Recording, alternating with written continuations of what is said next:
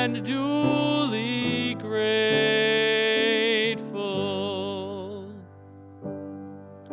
Happy Thanksgiving, everybody. I'm feeling very, very grateful. I'm even feeling grateful for COVID-19 that emptied this sanctuary, but it showed us that the building is closed, but the church is open. The synagogue, the mosque is open. Thank you to COVID for showing us that even in our vulnerable states, we can still be sharing and loving and caring and feeding and clothing. Thank you for showing us a love that surpasses all understanding. Thank you for showing us that when times get rough, sometimes we get stronger. Thank you for all of these blessings and many more in this season. And thank you that all things will pass, including the pandemic, but not the love, the eternity of the love in our spirits. Thank you for sharing it with us. May God bless. Happy Thanksgiving. Every year, the faith communities of Patchogue gather around this time to give thanks together. This year, it's a little different. We're doing things a little differently, as we are with everything, but I am grateful for many things, especially for the first responders and essential workers and all of those who have been working to help us, the doctors, the nurses, and just people working to feed us, to help us in these difficult times. Thank you.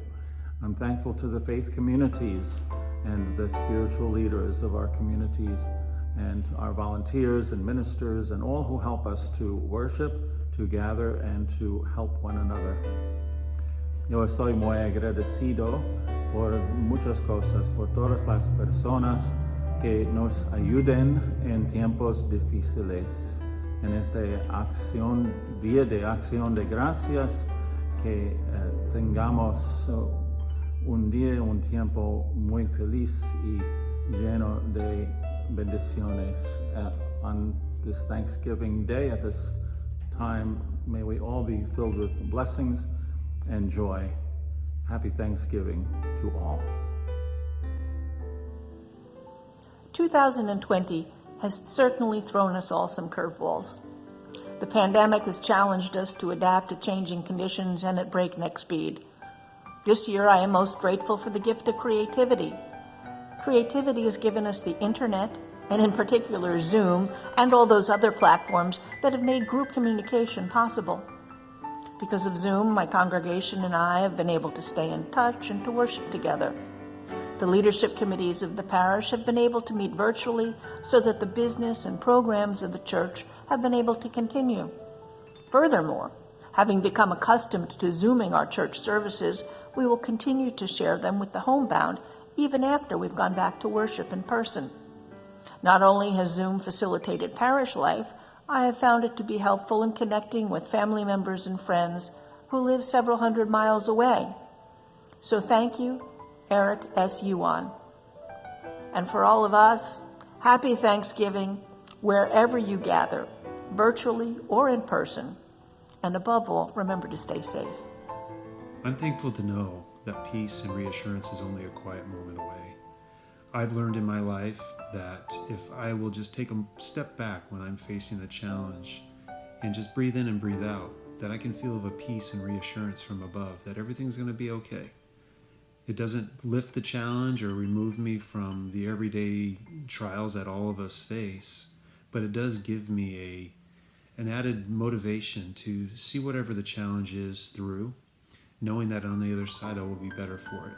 I'm grateful for this knowledge that I have, and I hope that all who listen to this message will take advantage of that same gift, because we're all entitled to it. We're all entitled to that sense of peace and reassurance that comes from a power that is bigger and more powerful than anything that we will ever face in this life.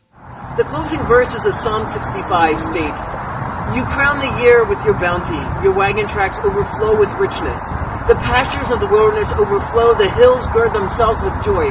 The meadows clothe themselves with flocks. The valleys deck themselves with grain. They shout and sing together for joy." The Psalms are a powerful testimony to the relationship one has with the Almighty. Throughout, there are feelings of anger, jealousy, worry, sadness, joy, and praise.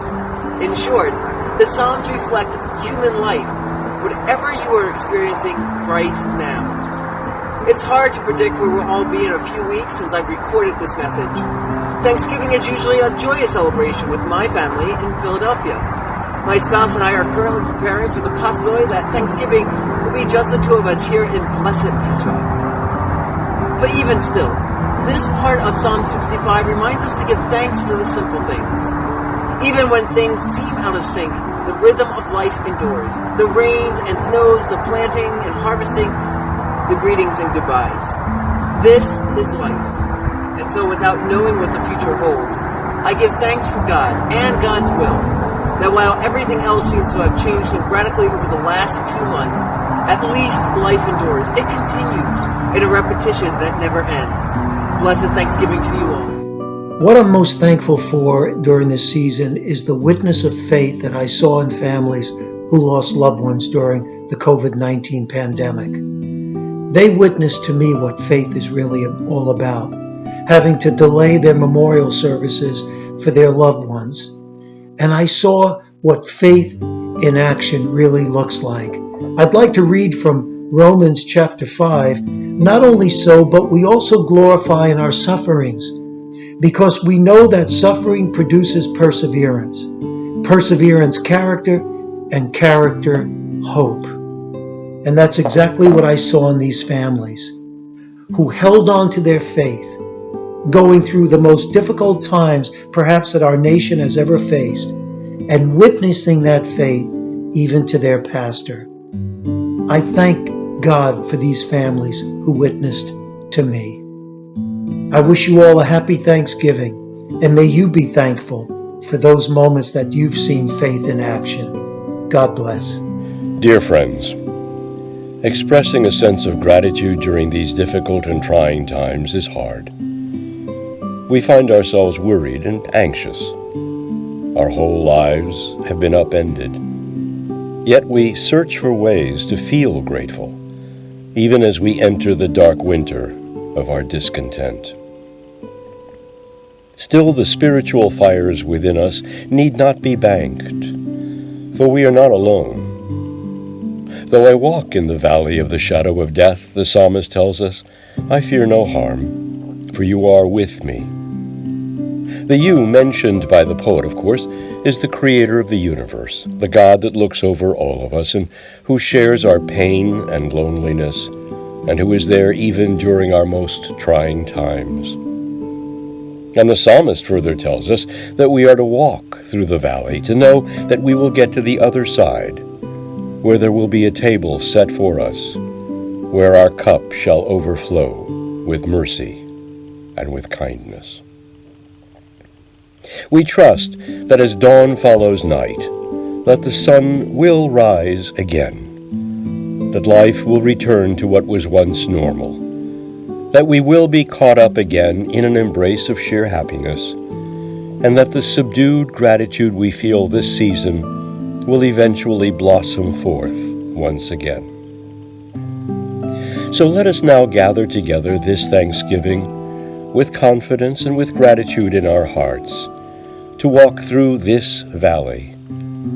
Let us spiritually cling to one another as we reach forward to a new day, to a bright sanctuary, and to a life filled with laughter, with love, with friendship, and in community. Amen.